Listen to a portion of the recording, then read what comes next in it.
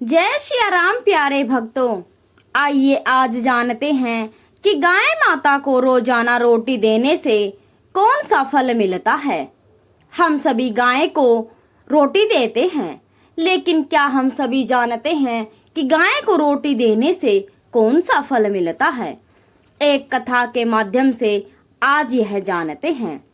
एक बार भगवान शिव से माता पार्वती पूछती है कि हे भगवान, गाय को रोटी देने से क्या फल मिलता है और गाय के किस अंग को छूने से सभी रोग दोष मिट जाते हैं। फिर भगवान शिव कहते हैं कि हे देवी पार्वती, तुमने बहुत ही अच्छा प्रश्न किया।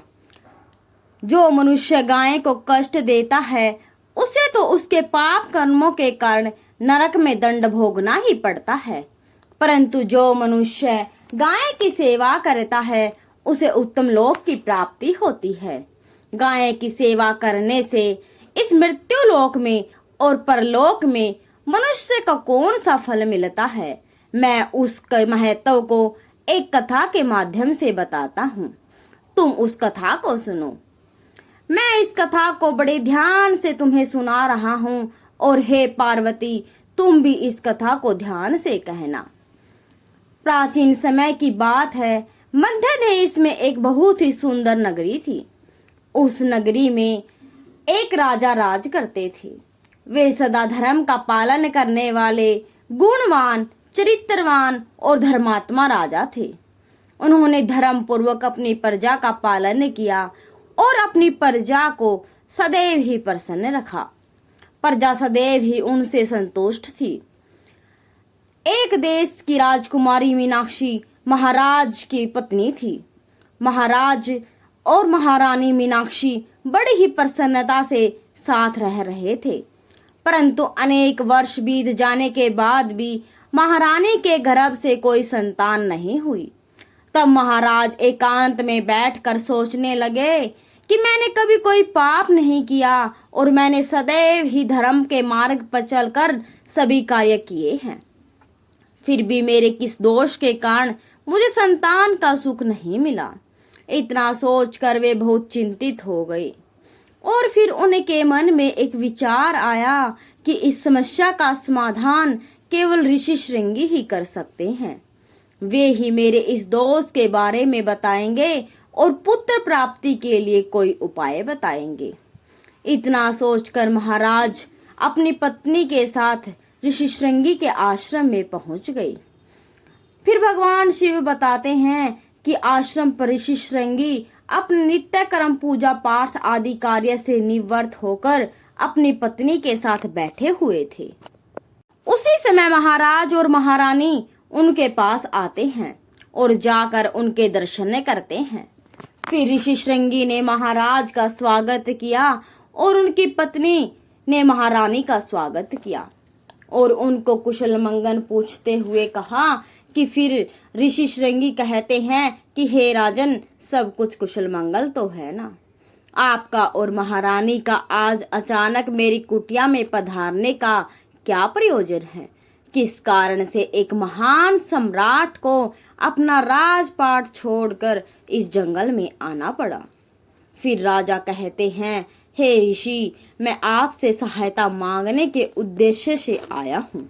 कृपा आप मेरी सहायता करिए, मैं बहुत दुख में हूँ। फिर ऋषि श्रृंगी कहते हैं, हे राजन, आपके जैसे महान सम्राट को भला किस प्रकार की सहायता चाहिए? आप तो स्वयं सभी की रक्षा एवं सहायता करने में सक्षम हैं।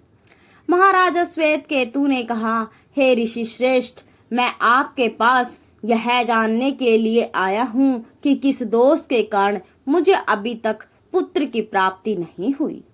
कृपा आप अपनी दिव्य दृष्टि से देखकर मुझे मेरा दोष बताइए और उस दोष के निवारण के लिए उपाय भी बताइए। पुत्र के बिना मेरा जीवन व्यर्थ है और मुझे मुक्ति भी नहीं मिलेगी। फिर भगवान शिव बताते हैं कि हे देवी, तब ऋषि श्रृंगी कहते हैं, हे राजन, मैं अवश्य ही आपकी सहायता करूंगा। फिर ऋषि श्रृंगी अपनी दिव्य दृष्टि से महाराज के भविष्य को देखने लगते हैं तो राजा को का एक दोष के बारे में पता चलता है। ऋषि श्रृंगी महाराज से, हे राजन, आपसे एक बहुत बड़ी भूल हुई है जिसका आपको ज्ञान नहीं है। जब आप इंद्रलोक में देवराज इंद्र से मिलकर लौट रहे थे, तभी रास्ते में एक कल्प वृक्ष के नीचे खड़ी गाय और उसके बछड़े को आपने नजरअंदाज कर दिया। वह गाय और वह बछड़ा अत्यंत भूखे और कष्ट में थे। आपने उस कामधेनु गाय को न भोजन कराया और न ही उसे प्रणाम किया। उस गाय ने आपसे सहायता भी मांगी थी, परंतु आप अपनी प्रसन्नता में खोए हुए थे और आपको उस गाय की करुण पुकार सुनाई नहीं दी। आपके इस कृत्य को देखकर वह गाय बहुत दुखी हुई और उस गाय ने आपको श्राप दे दिया। हे राजन, जो मनुष्य गाय को कष्ट में देखकर उसकी सहायता नहीं करता, भूखी गाय को भोजन नहीं कराता, उसे तो महापाप लगता है और उस गाय के श्राप के कारण ही आपकी कोई संतान नहीं है। इस प्रकार से ऋषि श्रृंगी ने महाराज को उनके दोष के बारे में बताया, जिसे सुनकर महाराज बहुत दुखी हुए और पश्चाताप करते हुए कहने लगे, यह मैंने क्या कर दिया? मुझे अपने आप पर धिक्कार है। मेरी ही मूर्खता के कारण एक गाय को और उसके बछड़े को इतना दुख सहन करना पड़ा। मुझे तो अब राजा बने रहने का भी कोई अधिकार नहीं है। महाराज ऋषि श्रृंगी से कहते हैं, हे ऋषि श्रेष्ठ, मैं अपनी इस भूल को सुधारना चाहता हूँ। कृपया आप ही मुझे कोई उपाय बताइए जिससे मैं इस घोर पाप से मुक्ति पा सकूं। मेरा अपराध क्षमा के योग्य तो नहीं है, परंतु फिर भी मैं प्रायश्चित करना चाहता हूँ। फिर ऋषि श्रृंगी ने कहा, हे राजन, आप दुखी न हो। इस दोष से मुक्ति का उपाय मेरे पास अवश्य है। आप मेरे आश्रम में बंधी हुई गाय की सेवा करो। यह गाय उसी की पुत्री है जिसकी आपने सहायता नहीं की थी। अपनी पत्नी के साथ मिलकर तुम इस गाय की सेवा करो और इसकी आराधना करो, वह तुम्हें अवश्य ही पुत्र प्रदान करेगी। तभी वह गाय जंगल से आश्रम में प्रवेश करती है। उस गाय को आता हुआ देखकर ऋषि श्रृंगी बोले, हे राजन, देखिए, केवल स्मरण मात्र से ही कल्याण करने वाली यह गाय स्वयं चल कर आ गई। आप कितने भाग्यशाली है। यह गाय निश्चित ही आपके दुख को दूर करेगी। आप जंगल में इस गाय के पीछे पीछे चलकर इसकी सेवा करो। जंगल में रहने वाले हिंसक पशुओं से इसकी रक्षा करो और आश्रम में लौट आने पर रानी मीनाक्षी इस गाय की सेवा करेगी। इससे प्रसन्न होकर यह गाय तुम्हें निश्चित ही पुत्र प्रदान करेगी।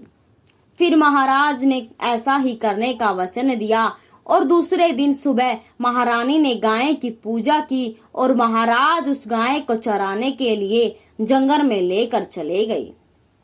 जब वह गाय चलने लगती तो महाराज उसके पीछे पीछे चलते और इधर उधर से हरी हरी घास लाकर उस गाय को खिलाने लगते। और जब वह गाय किसी वृक्ष के नीचे बैठती तो महाराज भी उसके साथ बैठकर विश्राम करते।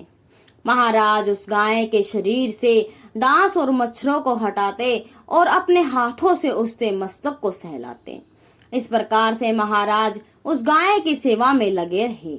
जब शाम हुई तो महाराज उस गाय के साथ आश्रम में लौट गए और आश्रम में पहुंचते ही उस गाय ने अपने खुरों से महाराज पर धूल उड़ाई, जिससे महाराज का शरीर पवित्र हो गया और उनके सभी पाप नष्ट हो गए। फिर महारानी ने आकर उस गाय का पूजन किया तथा बारंबार उसके चरणों में मस्तक झुकाया। फिर उस गाय की प्रदक्षिणा करके हाथ जोड़कर रानी उसके आगे खड़ी हो गई और उस गाय ने उस रानी की पूजा को स्वीकार किया और रानी पर अपनी दृष्टि डालकर उसके सभी दोष समाप्त कर दिए। पड़ते ही रानी अत्यंत पवित्र हो गई। इस प्रकार से महाराज को उस गाय की सेवा करते हुए 1 महीना बीत गया। फिर एक दिन जब महाराज गाय को लेकर जंगल में गए तो वह गाय चलते चलते हिमालय पर्वत पर चली गई और महाराज भी उसके पीछे पीछे चले गए। वहां उस पर्वत पर खड़े होकर महाराज हिमालय पर्वत की सुंदरता को निहार रहे थे। इतने में ही एक शेर ने आकर उस गाय को दबोच लिया। राजा को उस शेर के आने की आहट तक नहीं सुनी।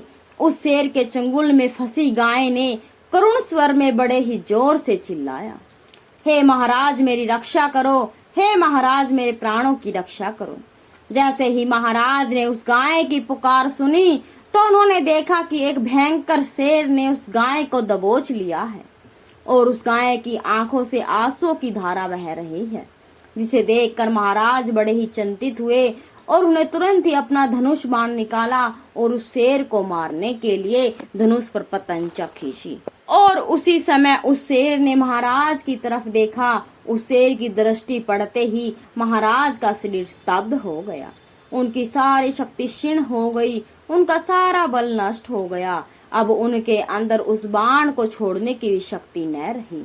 फिर वह शेर महाराज से कहने लगा, हे राजन, मेरे ऊपर प्रहार करना तुम्हारे बस की बात नहीं है, क्योंकि भगवान शिव मेरी ही पीठ पर बैठकर नंदी पर बैठते हैं।